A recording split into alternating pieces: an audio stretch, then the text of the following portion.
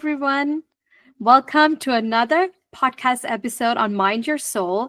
And today's episode is about how to heal, perform, and thrive with Tom Swales, who is today's guest. So, just a brief intro about Tom. Tom is someone who's redefining how we think about pain, movement, and recovery. And he has a crazy story to tell you guys, which is a must listen to. So I'm just going to hand it over. Welcome, Tom, to today's podcast on Mind Your Soul. And just so thrilled to have you over. It's an honor. Thank you for being here today. Thanks for having me, Farah. So, brief intro. My name is Tom Swales. As Farah mentioned, I'm a physiotherapist, strength coach, athletic trainer, a few other certifications in there. Owner and operator of Calm Physio with my wife, Kylie, that we created 13 years ago. We're opening a second location, 30 staff. Creator of the AMT certification to help clinicians and coaches and therapists get to root cause of someone's pain and problem very quickly, and then moving them into high performance. And then what else? 2 years ago, I almost died. So that was fun. And that actually really forced me to put my money where my mouth is, to really test the system that I created and see if it really works. Because I literally had to rebuild my body from the ground up, from, having to learn how to walk, do everything independently again from, So that was a fun scare for my family. But we can go into that, because what really saved me was the work that I put in. Mm-hmm. So we'll start there. So back in 2023, I ended up getting sepsis from a strep A infection. They don't know how it got in. I think it kind of came in through my nose, throat, into my spine. But very quickly, my organs started shutting down. And the doctors moved very quickly. They had to put me on dialysis because my kidneys were failing, and I had rhabdo, I had clotting disorders, everything. My toes went black. They thought I was going to lose limbs. And so it's 10 days in the ICU. And so they're pumping 3 to 4 liters of fluid off me every day. They're telling my wife, like, he's going to need dialysis for the rest of his life. But every day they take more fluid off. Like, my kidney function started coming back. My lungs were full of fluid, so they had me on respirator. So it was a big mess. And they didn't know, because my wife was always asking them, how is he, like, is he going to be okay? And they could only say to her, we won't know till day 7. Because when people go through this kind of crisis, this septic shock or toxic shock syndrome, it's very fatal, which I did not know at the time. I just thought I was super sick. And so after 10 days in the ICU, I was well enough to go into the rehab floor, which I spent another 4 weeks on.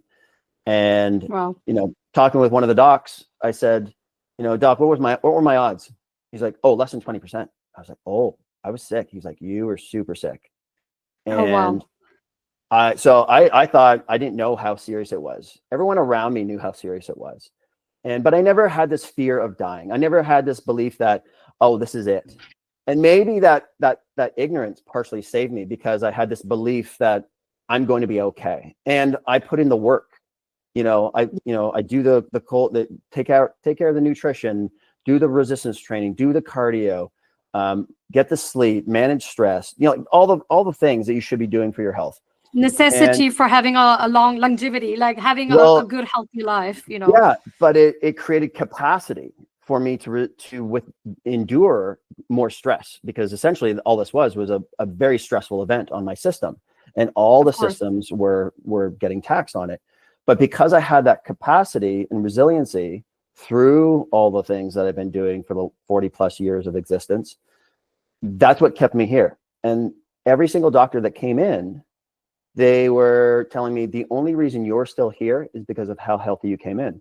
Because there were 4 other people that came in that same hospital that summer with sepsis, my age, less stuff going on. They didn't make it. I was 1 of 5. Oh, wow. That's insane. So, and that woke up a lot of friends and family around me to not put off looking after themselves. They started going to the gym. They started eating better. They started getting sleep. And they'd all come up to me and they're like, I can't believe this happened to you. You're so healthy, da, da, da. And I said, well, I'm still here because of how healthy I am, because I've been investing into my health. That number 1 insurance policy, being your health, paid off. So I kind of jumped on this grenade and woke up a lot of people in my circle to take their health more seriously and not put it off till tomorrow, because you don't know if tomorrow's going to be there. 100%. Wow, that's a crazy story. And here you are, healthy and strong, not sick. Not sick. You recovered fully. Another day. Yep. Wow, that's really inspiring. Thank you for sharing your story. So, Tom, you talk about that, like you had physical pain, like there's the physical aspect of things, like there was this physical issues, but there's also neurological thing into play here, right? You said, I pushed through, like I did all of this. So you came with that, I'm not dying. Do you think that plays a big part of your healing? The mind, the mind is such a powerful thing. You look at people doing these amazing feats of strength and performance and endurance, and the body can handle a lot of stress. It's the mind that typically fails first. It's that belief system of, I can't do this. And as soon as you believe that you can't do it, your nervous system says, oh, you're right. And it starts to shut stuff down, because the nervous system's protective. The primary job of the nervous system is survival. And if there's any detection of threat to the individual for survival, the nervous system is like, well, I'm gonna turn off muscles. I'm gonna make you weaker so you can't push harder. I'm going to make things tight to protect you, and I'm going to create discomfort to limit you from continuing to pursue or move forward. But once we understand that these are often mindsets and feelings and not reality, because we can create our reality just through our thoughts, the body will push forward. But part of it is, breaking that belief that this is harmful, or this is, and I'm not saying that it's there for a reason, right? Like, we've survived 100%. As a species through the nervous system and detecting threats, and we're very good at detecting threats. And that's why scary things that we see on social media and the news, it draws our attention in, because we need to know, do I need to take action on this? Yes or no? And when things are all fine and dandy, we're like, okay, the world is good, I'm just going to ignore that, right? Yeah. But we can get trapped into these thoughts and these belief cycles of negativity or self-doubt, and that can cause long-term problems in our physical bodies. So, for example, many drugs don't make it to market because the placebo effect is just as good or better, because the brain and the body make the chemicals that the person believes and fixes the problem. So that wasn't something physical. That was an energetic response. So that magnetic field created a response in our cells to create the chemicals in our bodies to elicit the action or response. So we're basically we're affecting our own chemistry through neurology, but through psychology, right? So it's this whole cascade. Very well said. Very well said. So the nervous systems matter the most, you would say, like underlining what you're summing up, like the nervous system actually is the thing that you have to work on every day, because that determines like if your body heals faster or not, right? Yes. That's what you're basically saying, with other words. So you had that already, like you came in with that, I'm going to be fine again. I'm healing. I'm going to push through. I'm not dying. Like that's not even, we're not even thinking about it. Yeah. So you came like that. So I know you said other people didn't make it, which is very unfortunate. It's a fortunate situation.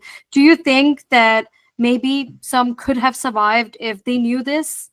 Like, I know there's a physical aspect to things being sick, okay? Yeah. Body organs shutting down and stuff. It can happen so quickly. We even had a family friend it was shortly after I recovered, who passed away from the same thing, and she was gone in 24 hours.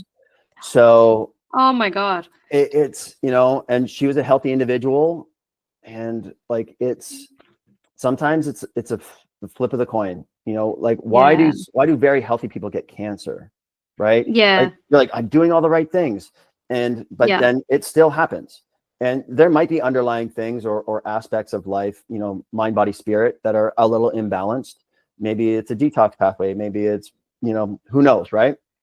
But there could also be, if people are in, they have belief systems where they believe in a higher power, that could also play an effect, which call it spirituality, call it quantum physics, call it the universe, call it energy, whatever you want. For whatever reason, there's also the physics side of things that plays into it, which 100%. also plays into spirituality and belief. So, we are super complex beings, but we have these fundamental principles that we all work off of. And once we distill that down and start to understand them, then we can manipulate our reality a little bit more effectively. But then also, as a therapist and a coach, we can explain what we do, why we do it, and how we can do it better for the people that we're working with. Yes. And movement, where does this come into play? Like, Well, for our listeners, movement is a big part of this healing, I would say. Yeah. Movement, I would say, is the quintessential definition of life. Everything that's living moves. Even if you can't see it physically moving, cells are moving. The energy of that substance is moving. Like everything's vibrating at a specific frequency, right? So you can look at a quantum level and look at atoms. And if you look at atoms, well, they're 99.999% empty space. Well, if you look further down to that, there's quarks. Well, quarks they're all wavelengths. So everything is frequency, everything's vibration, everything is energy. Because even though we see physical matter, when you look down at an atomic level, most of it's empty space. Well, then how come we can perceive matter? Well, because our senses are dialed into perceiving the frequencies in our three-dimensional space that 100%. makes you, makes me, makes this table, and they can't pass through one another. But if you can harmonize, your frequency with another person, all of a sudden heart rates start to match, blood pressure, like everything kind of goes coherent, right? Yeah, I call it alignment, but with other words, it's alignment. Coherence, alignment, right? Yeah. We have this magnetic field that our heart emits. It's about 4 feet in from a radius, or 8 feet in diameter. And as soon as that personal space is matched, you can almost feel what that person's feeling if you're paying attention, right? It's just like, oh, what's wrong, right? And it's because it's not because they said anything. It's your magnetic field that is transmitting and receiving messaging and information. You pick something up, you're like, well, something feels off in me, but it's coming from you, right? And that's part of intuition, but that's also part of connection with the human being. So we are 100%. We're electrical biomagnetic beings, and once we start to understand this is these are our fundamentals that we run on, then it makes more sense as to, hey, this thing you did was magic. Why did it have an effect? Well, because there was some kind of magnetic, energetic frequency match that has an effect on the biology of the physical body, right? You have these healers. Very true. You can just do these magic things. You're like, my pain's all gone. They did something from an energetic perspective. They just put the hands on there. And like, I don't even know what they did. Yeah, I've tried Reiki healing. So I worked with a somatic coach, with the whole pain aspect of things on my body. And every time I was like, I have nothing. After the session, it's like everything is gone. Sure. Now, whether that was something that they did, or maybe it was the placebo and belief effect, who cares? Because you can still explain it. But it worked. It worked. Because it worked. Psychologically, right? Your brain unlocked something. It created a physical change in your body, and it removed the barrier or reorganized the energy or whatever it was. Who cares? But now, because you have fundamental principles, you can explain why that potentially worked for you. And just because it worked for you doesn't mean it necessarily works for somebody else. But you just need to find what that individual needs. You need to find needs. Whatever works for you. So you have helped athletes with your the program, or can I call it program, or more the system you provide? Certification. Could you maybe elaborate on that, and clinicians, how you incorporate these tools? Yeah. So as I said, it's built on the idea and the principles of psychology, neurology, biology, chemistry, and physics. So I came up with these because I started to think about, when people come into my office, what is the first thing we do? We have a conversation. The conversation leads to connection. Connection leads to trust. The trust creates safety. So they come in with belief systems that, oh, my doctor said I have degenerative disc disease and I can't do this. So they already have self-limiting beliefs. I need to break those. I need to create hope in them again, and belief that they can move past this. They are not broken, and they can get back to doing what they love to do. Once I come past that barrier, well, now their nervous system starts to shift. So they come in with a sympathetic fight or flight response, and all of a sudden we Mm. start having a conversation. They start to feel a little more calmer. They see a little bit light at the end of the tunnel, and now they shift more to parasympathetic.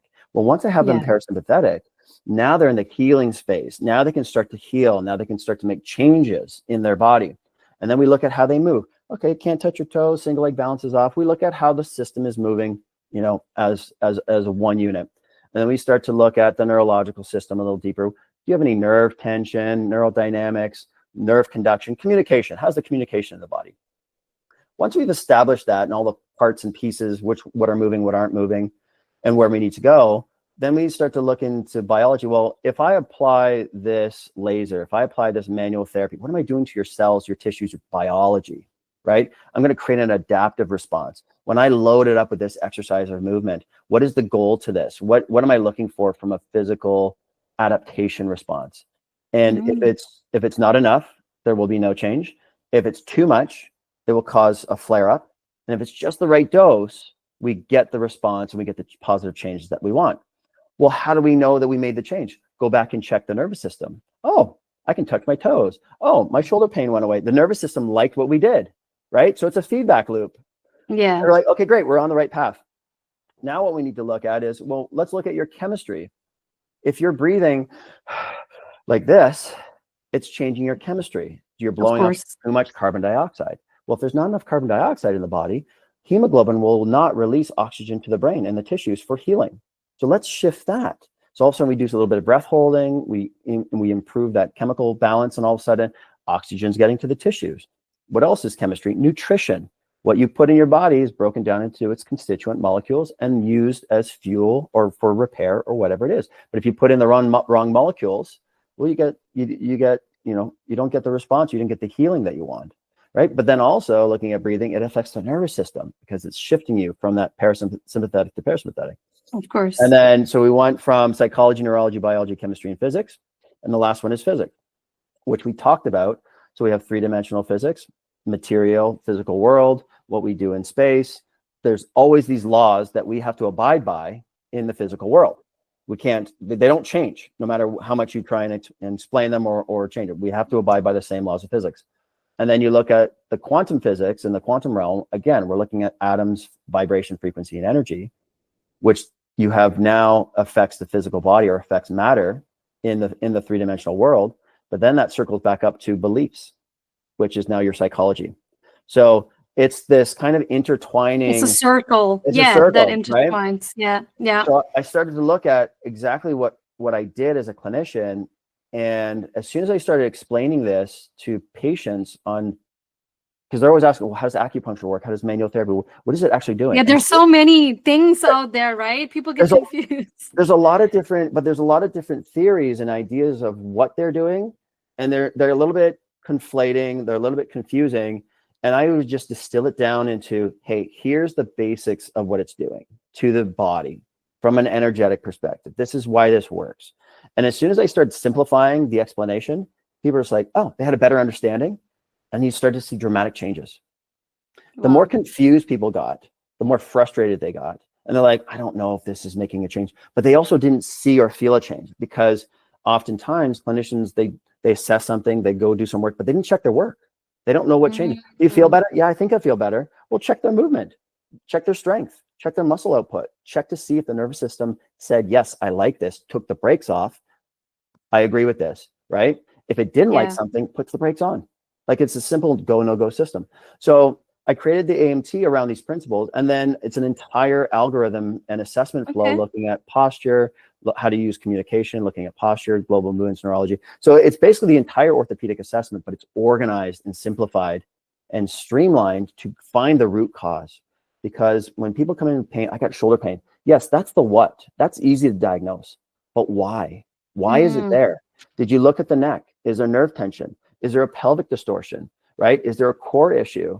Is there a breathing issue? Like, there's so many things that can contribute to someone's pain and dysfunction. And oftentimes where the pain is, that's just a symptom. That's just the overloaded tissue. That's the compensation. But if you don't look at the system and all the other parts and pieces that might not be working around it, you're never going to fix it, because as soon as you make it feel better, they get back out doing the thing that they're going to do, blows up again. Yeah, so Well, it's like holistic with the physical yeah, means of things, yeah, actually. Because exactly. often we hold a lot of pain if we've been hurt, we're going through grief or whatever. Yep. Like I tell this to clients myself. So I know a lot about this. Also working with somatic, doing somatic work and all of that. So often we have pain in certain areas and we think, oh, it's because I sat wrong or I slept wrong. It's my pillow. It's my Right. bed. And Yeah. they buy new things and, I will just go to a physio once in a while. Then it's going to be fixed. And then it's like Mm, back to it again. And sure. they just it's like a boomerang, just keeps coming back because you don't fix the root of the problem. Yeah. Yeah. And if there's emotional trauma, it will manifest as physical In your pain body. in your Yeah. body. So Yeah. That's we what I have, always say. that's why we have to look past the physical pain and ask questions. That's where the psychology and the Yes. communication, Yeah. like we take a thorough history. Hey, okay, yeah, you have how long has it been there? Oh, it's been there for 2 months. I'm like, oh, any car accidents, any whiplashes? Oh, yeah, I had a car accident like 10 years ago. I'm like, okay, well, let's go back to that. And then all of a sudden we see that their neck can't move. Well, if your neck doesn't rotate, you might be doing a little bit too much at the shoulder. Like you've created a compensation because your brain cares more about your neck than your shoulder because it's in the central axis. So there is a hierarchy and priority to our structure. Anything in the center, anything in our thorax has a higher importance for survival. So the body will prioritize that. It will protect that over a knee, over a foot. Like we can get away with not needing those for immediate survival, but long term it can cause some problems. So it's taking a step back. And I've had clients where they just need to talk for 45 minutes in a 1-hour assessment, right? Tell their story. And then I'm like, okay, well, we don't have too much time. I'm like, we're going to go over some basic stuff, and they feel better, right? Like, yes, I have that too. Like, yeah, but I do the assessment as well. Yeah. What they needed was just to be heard because they needed to say it out loud, like name it to tame it, right? Like that's something you say because of that reason. Exactly. Like I'm speaking it out loud, I feel lighter. Like, wow, I got it out. Yep. Let them, so giving them the space and the time to do that, and then their physical body starts to respond to that. If we cut them off too soon and we start to jump into the physical assessment, well, the body's their psychology is still going to create those barriers because they haven't released that yet potentially. Yeah. So so true. it's going through that hierarchy and those those pillars, and find out what every individual needs. Not everybody needs to talk about it, and once they talk about it, they don't need to talk about it again. Great, well, let's move on. But also, if they continue to want to talk about it, okay, well, now we're getting into rumination. This isn't helpful anymore. But then that, for me, that falls outside of my scope of practice. Now I need to bring in another team member. I'm like, what? I have I have a colleague who does emotional work, somato-emotional work, or they do psychology or psychiatry. Let's have a chat with them. Do you also scan brains? Like, do you also do neurofeedback or brain mapping? Or we don't have any of that fancy equipment. But I mean, as much fun as that would be, it's just if we have somebody we can refer to, or we think that would be helpful for somebody. A lot of our tools are pretty analog, but they're very effective, which is why we use our. No, I believe you in that. Like I don't have that yet, but I just got certified neurofeedback, and I will be offering this to clients because I'm like because the brain likes evidence, right? So once I do the brain mapping, I get to see, okay, which areas do we have to optimize, and that's where neurofeedback gets into place. Like after the QEG. So it's just a suggestion. I was just curious to know, like, if you also did that, because some people want that. They want the evidence, then they feel safe. Like trust is built in. It's like, okay, this is the report. I'm going to work on it now because I have like the analytics in front of me. Yeah. But then also, if you have that feedback in real time, then you can do the exercises as well. Yes, you can kind of calm down those parts. They got the visual and the auditory. They're like, okay, well, let's do some breath work. Let's think about something else and quiet this part of the brain, because you can't feel what the brain's doing, but you can hear and see, oh, I see the little color kind of getting smaller and smaller. Great. We're quieting that part of the brain down. Yeah, no, it's very cool stuff. Yeah. Yeah. Yeah. No, I was just curious to know, because you do the whole thing. So that's really cool. So it's like a holistic, but also physical aspects of things. So you do the whole assessment. I'm kind of doing, I would say, similar, but actually not the physical, because that's not my specialty. So I'm a neuroscientist, so I do the brain work, obviously. Yeah, so it makes sense. Like, it sounds really cool what you guys are doing, like having a team and offering this, because yeah, people have a lot of pain, and then you go to a physiotherapist, like you're a physiotherapist Yep. yourself, amongst other things, Yep. and then you're like, that's the solution, and then they're not working on the other parts, and that's how the society is today, which I think is sad, that there's not so many places like yours to go to. Like in Denmark, we don't have it. Right. Yeah. We don't have it. It's just, it's a perspective. So we know that we do things very differently at our clinic, regardless of, we bring in new staff, young or experienced. And no matter what experience they come in with and what knowledge, they're like, this is a big learning curve, because we just look at things differently from an orthopedic, pain perspective, movement perspective, performance perspective. And that's why I created the advanced movement therapist certification, because I was able to organize and package it to really simplify people's process, to help more people out of pain. Because my frustration was, my frustration was with myself, because I had all these tools and techniques, not knowing when to use them on the right person at the right time. So I needed to find a framework to build more knowledge off of, and then trying to replicate that in my clinic with my staff. It was tricky, because I'm trying to like explain what's in my brain to them, and like, I don't know what you're talking about. So then I'm like, okay, I need to put this in an organized format that's digestible, but also basically the entire process or roadmap of how to navigate through every individual human being. And then I started looking at a bigger problem, where I was getting frustrated, where clients were coming in, they're like, I've seen 4 other experts and I'm not better, and it's been a year plus. And then I go through the assessment, I'm like, well, they've all been looking at the wrong spot. Everyone's treating your back. I'm like, this is a foot issue, or this is a neck issue, or this is like your old whiplash is causing your back pain. Has anybody looked at your neck?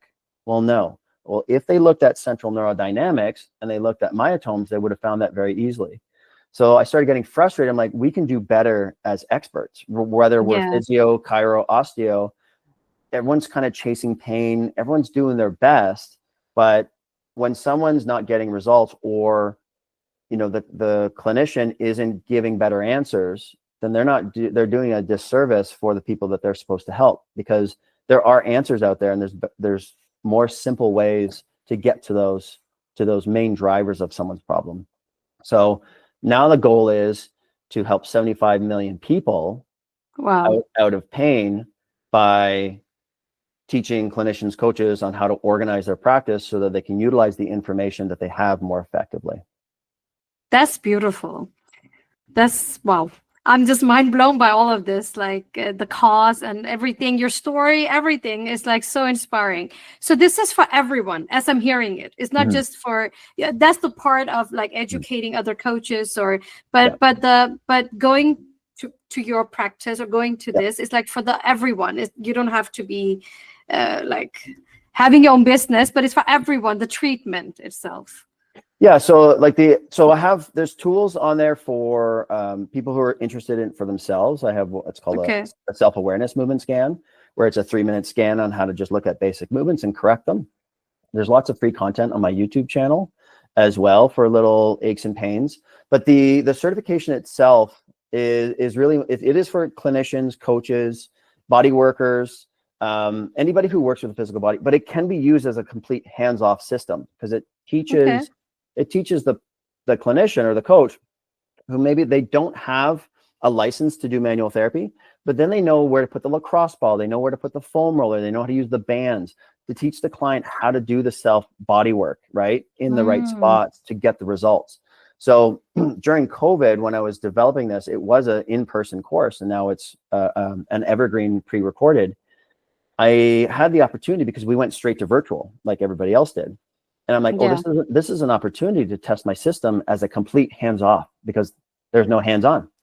And the results we were getting, I was able to help 95% of all the clients I saw out of pain, just by video demonstration, looking at doing all these tests from an active perspective. Like, oh, what do you feel? Oh, I feel a pull here. Great. Let's go grab the lacrosse ball. Oh, I feel a pinch in the hip. Go grab your band. Right. So understanding what certain sensations, pinch, pain, pull, very simple 3 Ps. It gives us an idea. Is this a joint problem? Is this a soft tissue problem? Or is this a motor control problem? And once you start applying the right tools in the right spots, the body starts to reorganize. The nervous system starts to reorganize, and all of a sudden, I can squat better just from working on that one area, because it's Wow. like it's that linchpin. You find that main driver, and the body starts to reorganize around it. And all of a sudden, that other tight area got looser. That everything. Yeah, that's how it often works when you get the right spot. Yeah. Yeah. So for the general public, for the athletes, I have what's called a self-awareness movement scan. It goes over that. It's a 3-minute body scan that's on the amtcertified.ca website as well. But for the clinicians and coaches who either do manual therapy or work with bodies or teach exercise, the AMT certification is where they want to go, which is also on the website. Yeah. And that's 28 hours total of content, 550-page manual. So there's a level 1, level 2. Wow. It's all it took a long time to put that all together. I can imagine that. Recorded, got a professional recording company come in, film for 5 days. It's all chaptered. It's on Teachable. So yeah, we have it on the amtcertified.ca website as well. Yeah, so you get a certification after completion. Yeah, and then you can actually apply it. It's applicable, and it's also, we have it CEU approved through the BOC, NSCA, and a couple other organizations too. So people get that's amazing. Yeah, so that's really amazing. And all those links will be dropped after the end of the podcast onto our channels also. And the last thing I wanted to ask, you're also offering a free masterclass on 8 to reduce pain fast. Can you maybe elaborate on that for our listeners? So this is a presentation I've done at a few conferences, and it's so fun to do because you see immediate changes. I make it interactive, and so I call it 8 neurohacks to move better and reduce pain in 60 seconds or less. So it's using the power of the nervous system and neurology and applying various inputs. So one of the first things we do is, what's the first thing we do when we come in this world? We take a breath. Where are we breathing? So create awareness. Are we breathing up into here? And then we go through a couple of different kinds of breaths, whether it's hyperventilation, breath holds, or just, and then, touch your toes, right? Single leg balance. So we would do a little movement scan to get a baseline of movement. And then I have them apply these various neurohacks or inputs, and then watch, or like, oh, wow, I can touch my toes. Okay. So your breathing mechanics maybe weren't stabilizing your spine, we're driving your nervous system in the wrong direction, creating excessive tension, but all of a sudden we just changed how you breathe, and all of a sudden you can touch your toes, or you can single leg balance better. So, look at the changes we just made with one little simple thing. We look at the visual system. We do saccades. We'll do. I can do this one. Yeah, there are many. we'll do tapping, right? Increasing proprioception, creating vibration. We do isometrics. Neck isometrics. People just like, they do this, and all of a sudden they can touch their toes, right? Like it's interesting to see. And after every one, I'd ask, okay, check this. Who made a change? Okay, 30% made a change with that one. Go on to the next one. Who made a change? Oh, got another 20%. So it's finding every individual's a little bit of an individual deficiency, or a lack of inputs, or a lack of awareness in their system, and their nervous system unlocks. Their nervous system takes the brakes off, and they start moving. They're like, oh, yeah, that pinchiness in my back is gone, right? I feel lighter. Yeah. So, and that's the fun part about it, because you see these instantaneous changes. But I tell them, I'm like, this is not a permanent fix. These are just inputs, right? And it will create temporary change. But really diving into finding out what every individual needs, but using the nervous system to measure effectiveness, to know what made a change, that's the impact we're looking for. Beautiful. So that sounds super cool. We'll love to come to one of your conferences. So that's free. We're a bit far apart. that's free on the website, so everyone can get access to that, whether coach, clinician, general public.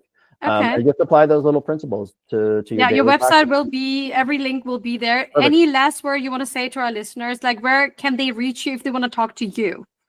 So if you're local to the area, comphysio.com is our company name. Conceptofmovement.com is still the website. So we do, our company does do virtual. So if you're not local to the area, our movement coaches, our physios, our clinicians can work with you virtually if you're not local to the area as well. So that's probably the best way to get in contact if people want to work with me. That's Toronto. You're located. Yeah, we're in Barrie. We're in Barrie. Oh, in Barrie. Okay. Yeah, just north of Toronto, about an hour north of Toronto. That's where our clinic is. Okay. But yeah. Okay, cool. Yeah, we live in a virtual world. Like we don't have to be like, but of No. course, if Yep. you want to go in person, there's also that possibility. Yep. Thank you so much, Tom, for your time. Your story is truly inspiring, and it's amazing that we have people like you doing this. I wish we had more of you because I haven't heard of this in Europe, to be honest with you. Like there's nothing like this. So yeah, well, it's it's nice interesting. to know that, you know, hopefully I'm offering something unique, but also it sounds very unique to me. But also solve problems that people actually have problems for. So yeah, and like you say, I feel like many people get wrongly diagnosed, like with the pain. Like this is something I hear a lot as well here. So this is a very common story, and then there's this solution. I think that's just amazing. So yeah, for you guys out there, everything will be dropped, and you can reach Tom through the website. Everything is virtual today or in person. Thank you for your time, Tom. Truly appreciate it, and thank you for sharing your story with us. Thanks for having me, Farah.